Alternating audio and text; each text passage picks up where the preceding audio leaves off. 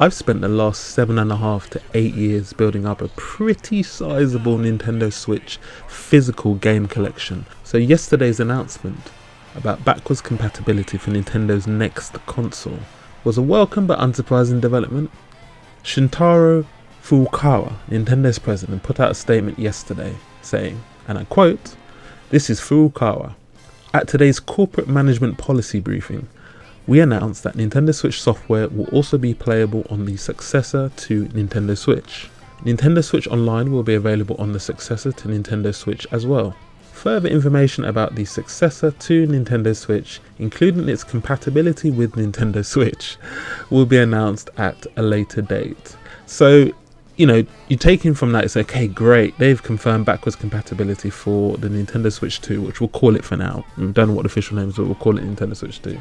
And I mean, that has been a back and forth, and in, will they or won't they sort of argument for, since we knew that this new console was coming.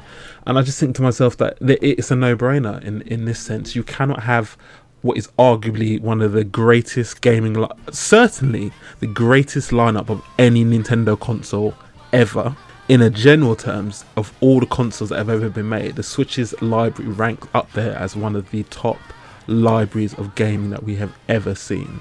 I mean, it is up there with PS2.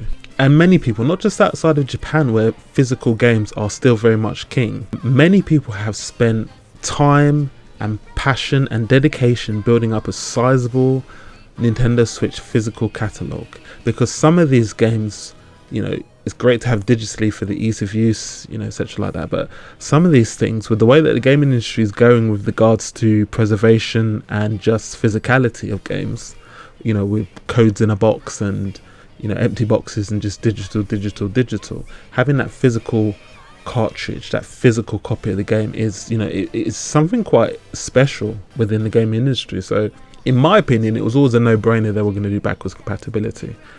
But it's nice to get the confirmation. Now, when you delve deep into this, they didn't specify whether this applies to just digital or whether it applies to physical, because digital essentially should be easy. It's just a storefront and you download the games.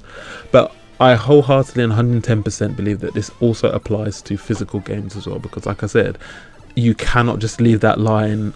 You cannot leave people's gaming libraries locked to to this the Nintendo Switch. It is a no-brainer that people will buy the Nintendo Switch to also be able to be like, oh well, I've got a backlog of Nintendo Switch games that I'd like to play, but I also want to play the new console, so can I put my cartridge into the new console? And 110% believe that it's going to be physically backward compatible with the Nintendo Switch. So yeah, so again, confirmation from Nintendo. They're drip feeding us little bits about this, and as you said, he's reiterated that they will make an announcement by the end of the financial year of 2025, which will be at the end of March of 2025. So stay tuned for that inevitable announcement, which will break the internet. So yeah, Nintendo has officially confirmed backwards compatibility for the Nintendo Switch 2 with Nintendo Switch software, and Nintendo Switch Online will also be available as well, and more details to come from Nintendo at a later date. So what do you guys think about that announcement from Nintendo with regards to backwards compatibility? Have you got a sizable Nintendo Switch collection that you will be eager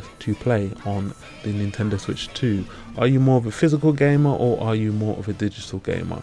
I would love to know your thoughts in the comment section below. Thanks again for watching, and I will see you lovely people on the next video. Cheers.